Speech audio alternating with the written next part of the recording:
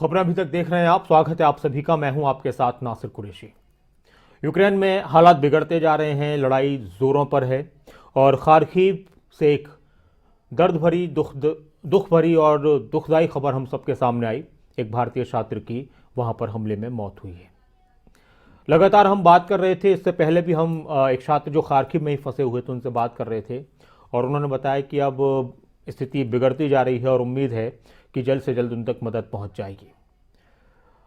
आने वाला वक्त कितना मुश्किल रहने वाला है, बहुत सारे लोग जो पढ़ते हैं उनका तजुर्बा है, उसके आधार पर हम बात करें।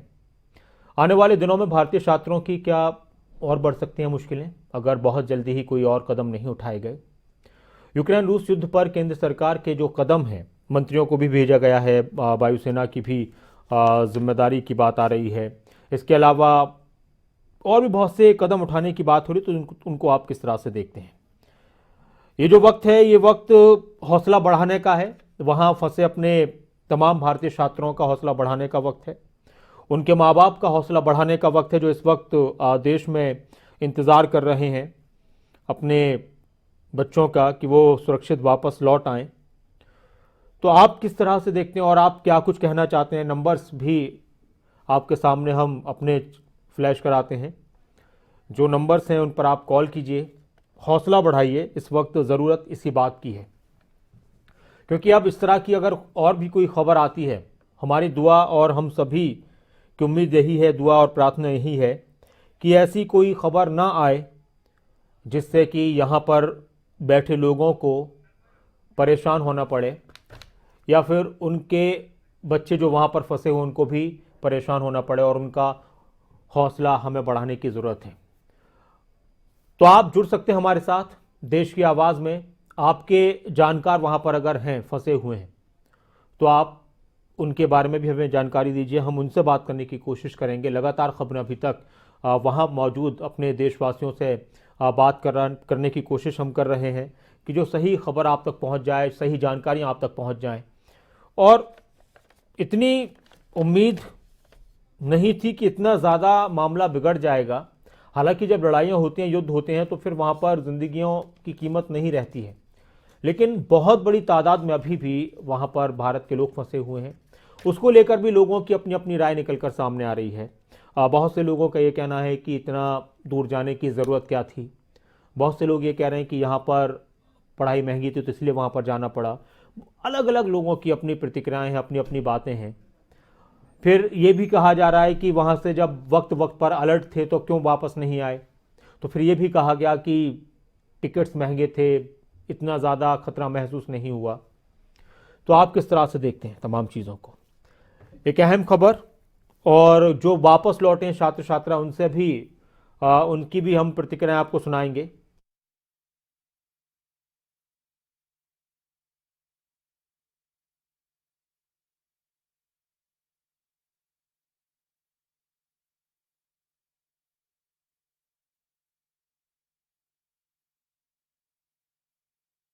में जो हालात बिगड़ रहे हैं, अब खार्किव की अगर बात की जाए, जो शहर है खार्किव, वहाँ पर बहुत सारे स्टूडेंट्स फंसे हुए हैं। करीब 3,500-4,000 स्टूडेंट्स जो वहाँ के स्टूडेंट्स हमारे साथ जुड़ रहे थे उनके मुताबिक फंसे हुए हैं। और अब आप लोगों की तरफ से क्या कुछ संदेश है देशवासियों के लिए, वहाँ फंसे भारतीयों के लिए, सरकार के लिए, वो आप हमारे साथ जुड़िए। नंबर आपके सामने फ्लैश हो रहा है देश की आवाज़ में, और बहुत सारे लोग हमारे साथ लगातार जुड़ रहे हैं, नंबर्स अपने हमें भी भेज रहे हैं, हम बात भी उनसे कर रहे हैं। कोशिश हमारी ये है कि हम उनको लाइव प्रोग्राम में जोड़ें। तो इस तरह की जो स्थितियां इस वक्त पैदा हो रही हैं, ये बहुत ज़्यादा परेशान करने वाली हैं, बहुत ज़्यादा चिंता में डालने वाली हैं।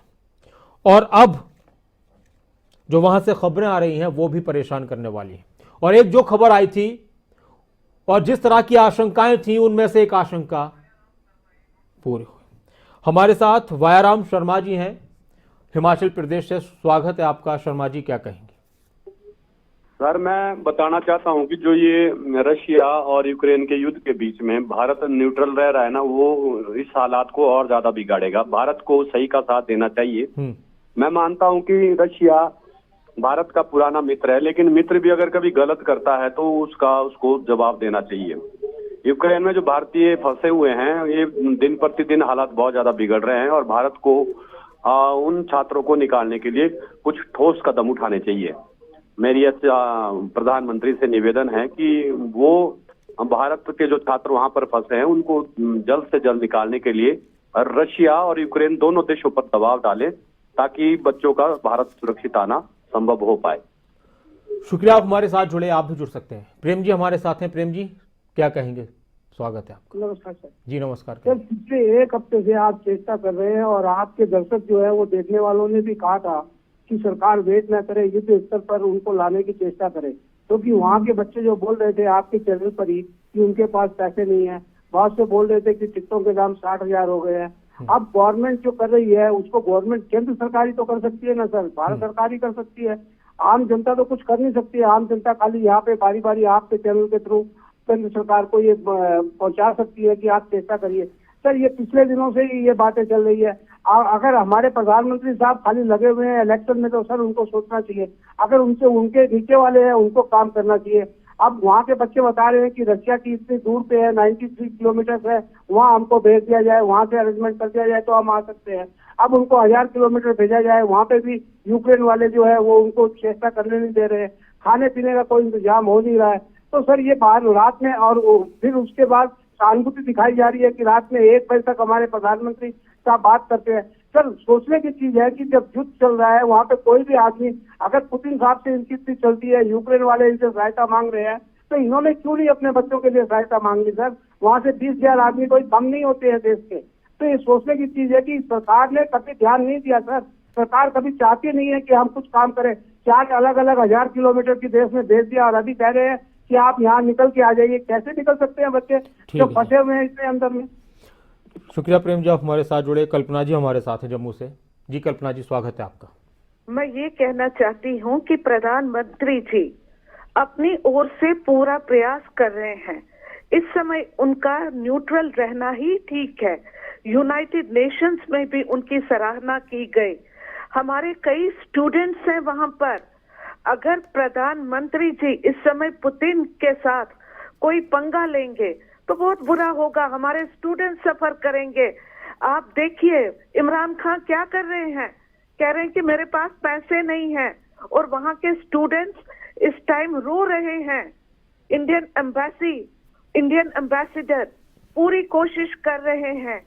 जब वॉर होती है तो तब ये नहीं देखा जाता, और ऐसे क्लस्टर बम्स ड्रॉप कि जो प्रतिबंधित हैं इस समय, ये जो पुतिन है पूरा डिक्टेटर की तरह काम कर रहे हैं। जैसे हिटलर थे, हिटलर शाही इस टाइम चल रही है। किसको खाना मिले किसको नहीं मिले, इसमें प्रधानमंत्री जी रिस्पॉन्सिबल नहीं है। ये वॉर चल रही है। वो ऑपरेशन गंगा के तहत अपना पूरा वो प्रयास कर रहे हैं। फिर ये मोदी जी का भारत है, पूरा प्रयास उनका सफल होगा। शुक्रिया कल्पना जी, आप हमारे साथ जुड़ी। सूरज भान जी हमारे साथ हैं। जी सूरज भान जी, स्वागत है आपका। नमस्कार सर। नमस्कार सूरज भान जी, कहिए। युद्ध को इस हालात में पहुंचना था। एक आधा हमारा बच्चा आज महायुद्ध में मारा गया, बड़ी दुखद बात है। वैसे शुरू में अगर ये जो कदम अब उठा रहे हैं पहले उठा लेते तो मेरा मानना है कि ये हालात पैदा नहीं होते। और बच्चों का भी इसमें थोड़ा बहुत ये है जी, वो पहले तो आने से इनकार करते रहे, जब हालात बिगड़ गए तो उन्हें कोई रास्ता दिखाई नहीं दिया। अब तो यही है, भगवान से दुआ है कि वो जहाँ है जी खुशहाल रहे। जी शुक्रिया, आप हमारे साथ जुड़े और आप भी जुड़ सकते हैं। सवाल क्या है, बस हमें इस वक्त चर्चा भी हम कर रहे हैं और बातें हों। आप खबरें देख रहे हैं, आपको यूक्रेन की खबरें ज़्यादातर नज़र आएंगी। हमारी कोशिश है कि हम इस वक्त कुछ और जानकारियां हासिल करें, कुछ लोगों तक दूसरे लोगों की बात पहुंचे और एक चर्चा हो कि हाँ हम किस तरह के कदम उठा रहे हैं। और इसमें कोई शक नहीं है कि देश की तरफ से जो कोशिश इस वक्त की जा रही है सरकार की तरफ से, पूरी कोशिश है कि अब ज़्यादा से ज़्यादा छात्रों को वापस लाया जाए। बाकी देरी हुई है, वो दर्शक भी कह रहे हैं, कुछ छात्रों की तरफ से भी इसमें रहा, उनकी वजह कुछ भी रही हो, या तो उनको अपनी पढ़ाई का नुकसान की वजह रही हो या फिर टिकट्स महंगे होने की वजह रही हो।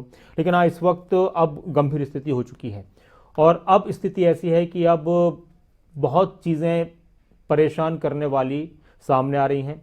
और एक बड़ी खबर ये थी कि यूक्रेन में खार्किव के रूस की अगर बात की जाए तो जो भारी बमबारी वहाँ पर हुई, गोलाबारी हुई है और वहाँ पर एक बिल्डिंग नेस्तनाबूद हुई और इसी तरह एक हमले में भारतीय छात्र की मौत हुई है।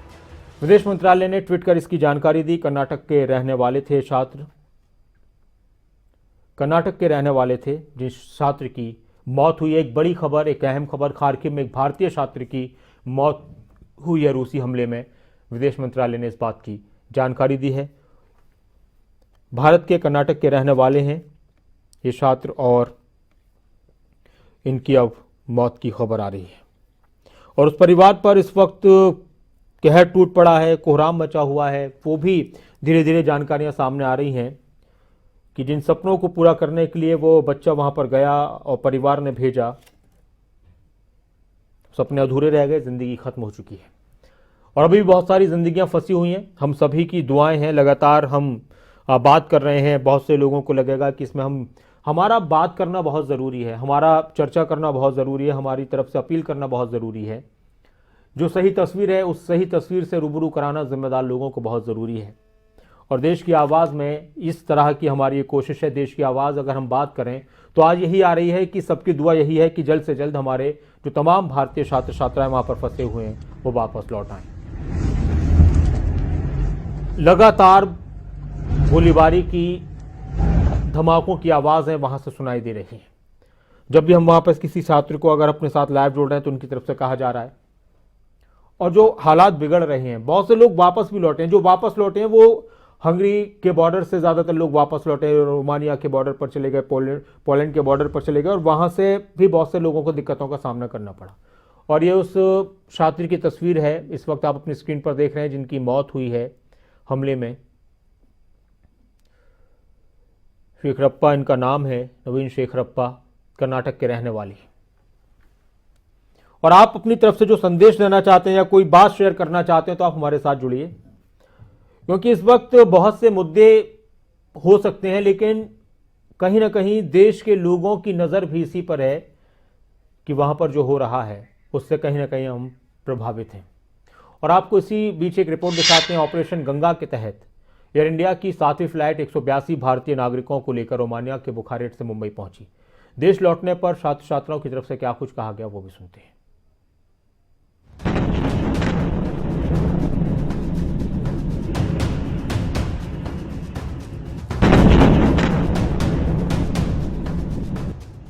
रूस और यूक्रेन के बीच जारी जंग अब और तेज हो चुकी है। रूस की सेना यूक्रेन की राजधानी कीव पर बमबारी कर रही है तो वहीं खार्किव में भी संघर्ष जारी है। भारत के भी कई नागरिक यूक्रेन में फंसे हैं और देश वापसी की गुहार लगा रहे हैं। इसी बीच यूक्रेन में फंसे भारतीयों को वापस लाने के लिए लगातार ऑपरेशन गंगा चलाया जा रहा है। मंगलवार को एयर इंडिया की 7वीं फ्लाइट 182 भारतीय नागरिकों को लेकर रोमानिया के बुखारेस्ट से मुंबई पहुंची है।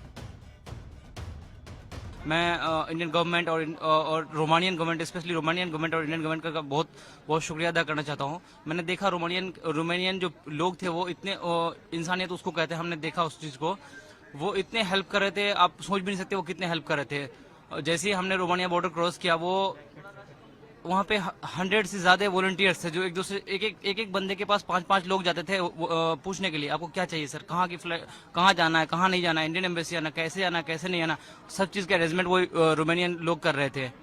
और इंडियन गवर्नमेंट का मैं फिर से शुक्रिया करना चाहता हूँ कि उन्होंने हमारे लिए ये एयर इंडिया की फ़्लाइट जो है किया और हमें आने में आसानी हुई।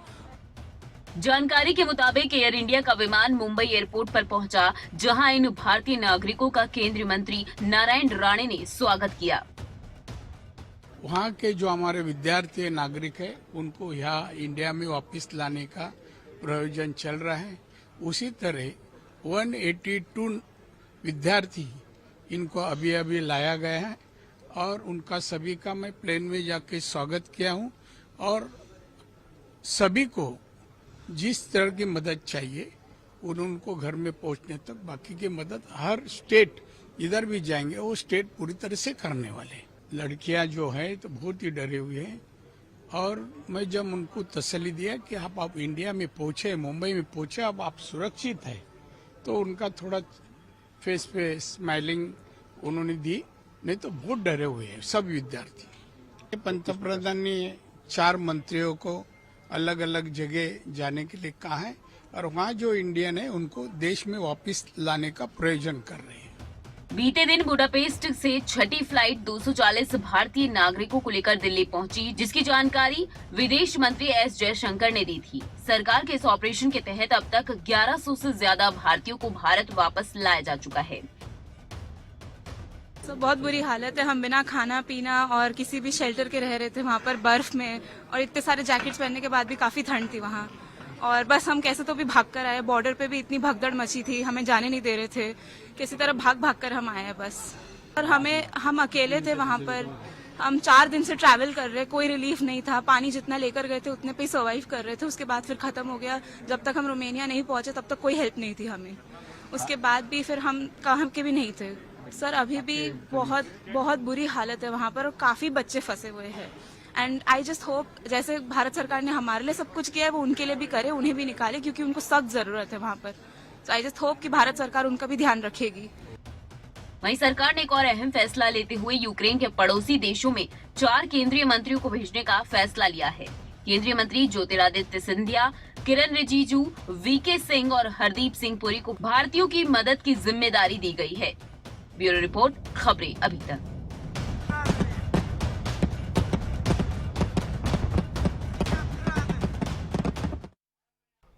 और हमारे साथ कुलदीप कंवर जी जुड़ चुके हैं, हमारे एक दर्शक। स्वागत है आपका कुलदीप जी, क्या कहेंगे? नमस्ते खान साहब जी। कुलदीप जी नमस्कार, कहिए। मैं इसके बारे में ये बोलना चाहूंगा, यूक्रेन में जो छात्र फंसे इनको जो अपना हौसला बनाए रखना चाहिए जी। और इसके अलावा भारतीय सरकार जो श्री नरेंद्र मोदी जी और हिमाचल प्रदेश का श्री जयराम ठाकुर जी ये पूरी कोशिश कर रहे हैं उन्हें वहां से निकालने की।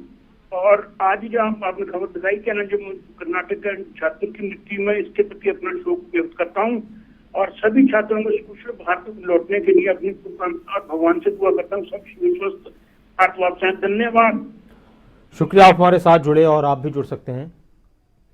यूक्रेन में बिगड़ते हालात कहां पर जाकर रुकेंगे ये तो कल्पना करना मुश्किल है, लेकिन हाँ बहुत ज़्यादा बर्बादी ना हो, तबाही ना हो, इसकी दुआ ज़रूर है। बहुत सारे लोग, बहुत सारे नागरिक हमारे भारत के यूक्रेन में फंसे हुए हैं और जिस तरह से लड़ाई बढ़ रही है तो ये ना हो कि हमें और ज़्यादा चिंता करनी पड़ जाए। कल आपको मालूम हो कि खबर ये भी आई थी कि अमेरिका ने मॉस्को से अपने नागरिकों को वापस आने के लिए बोल दिया था। नितिन शर्मा जी हमारे साथ हैं, स्वागत है आपका नितिन जी। यूक्रेन में जो हमारे छात्र जो फंसे हैं जी सर, इसको लाने के लिए भारत सरकार जो प्रयास कर रही है जी, और चाहिए तो ये कि और भी तेजी लाए ताकि जो वहाँ पे फंसे हुए छात्र हैं वो अपने वतन वापसी पे आ जाएं। सरकार का प्रयास भी सराहनीय है और जितनी जल्दी ये लड़ाई खत्म हो जाए ये देश के लिए भी हो रहा है और ये पूरे विश्व के लिए है, नहीं तो ये काफी खतरा बन जाएगा। धन्यवाद, शुक्रिया, आप हमारे साथ जुड़े। और इसमें कोई शक नहीं है कि इस वक्त बहुत जरूरी है कि और तेजी लाई जाए, युद्ध स्तर पर काम हो और उम्मीद है होगा। कल्पना जी हमारे साथ हैं। जी कल्पना जी, स्वागत है आपका। मैं चाहती हूं कि आप अपने टीवी चैनल के माध्यम से प्रधानमंत्री जी से रिक्वेस्ट करें कि रेड क्रॉस के द्वारा भी सेफ पैसेज इन स्टूडेंट्स को दिया जाए, चाहे वो हिंदुस्तान के हो या वो पाकिस्तान के हो। वो दोनों प्रधानमंत्रियों से जो जेलेंस्की हैं और पुतिन से बात करें, रेड क्रॉस द्वारा इनको सेफ पैसेज दिया जाए और जो जहां फंसे हैं उनको लाया जाए, तेजी की जाए इस काम में।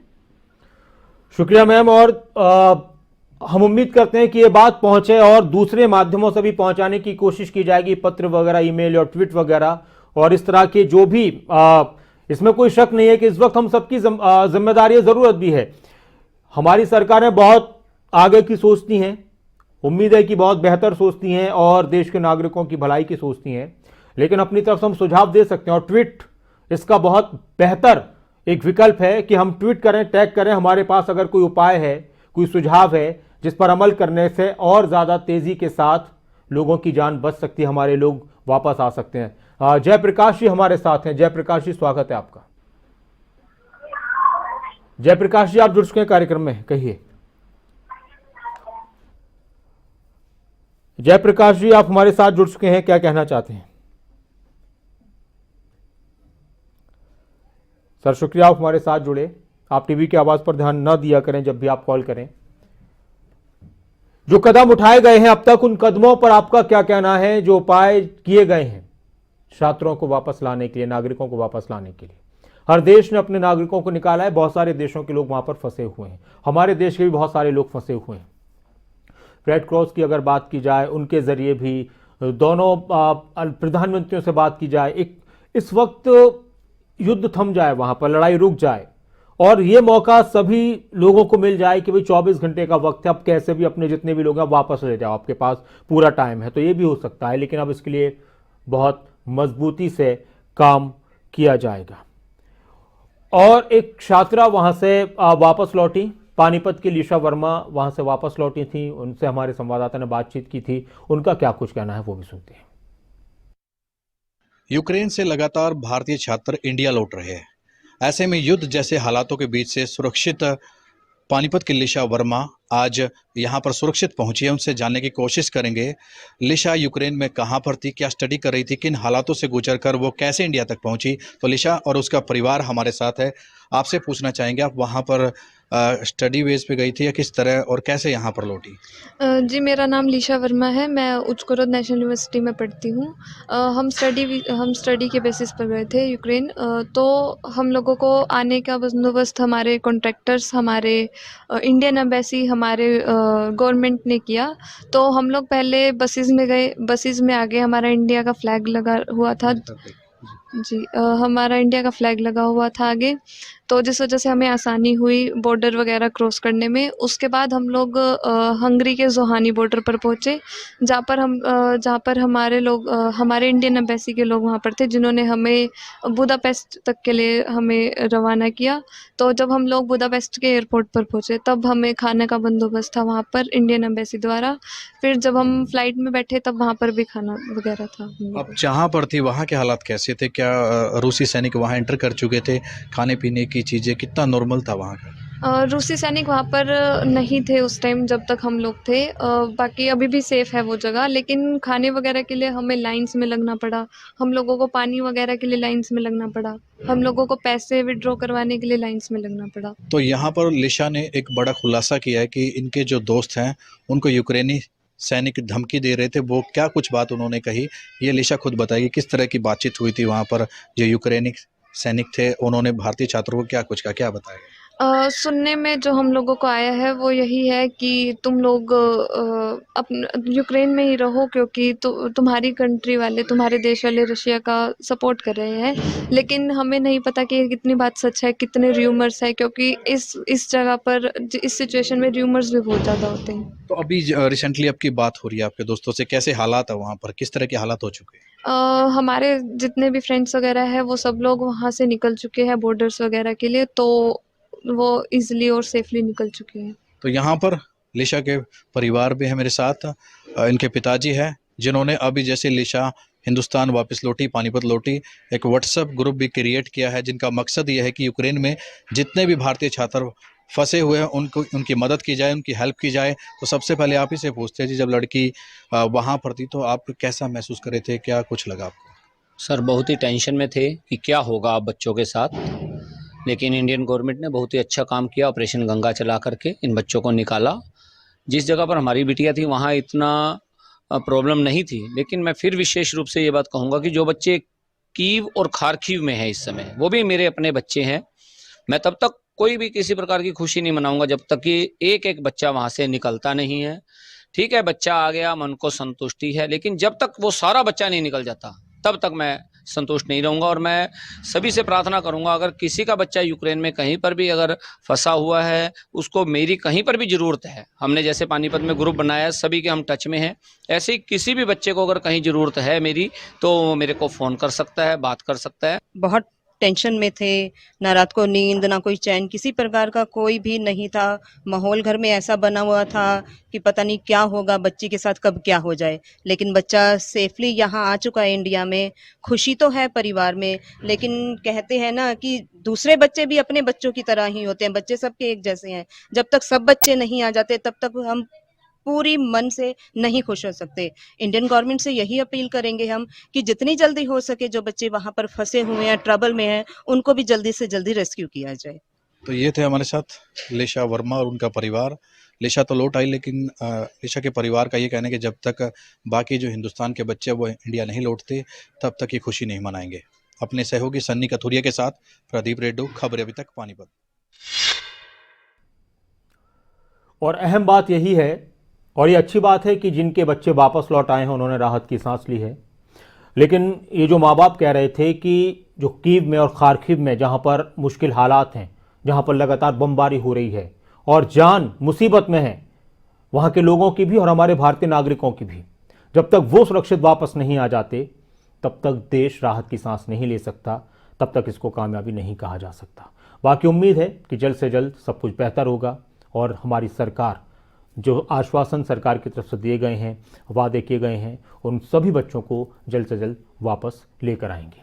बहुत शुक्रिया आप सभी का, हमारे साथ आप जुड़े, आप बने रहें खबर अभी तक के साथ। अपना ख्याल रखिए और दुआ कीजिए कि सब कुछ ठीक हो जाए, उन परिवारों के लिए भी जिनके बच्चे वहाँ पर फंसे हुए हैं और सभी लोगों के लिए जो इस वक्त मुसीबत में हैं। नमस्कार।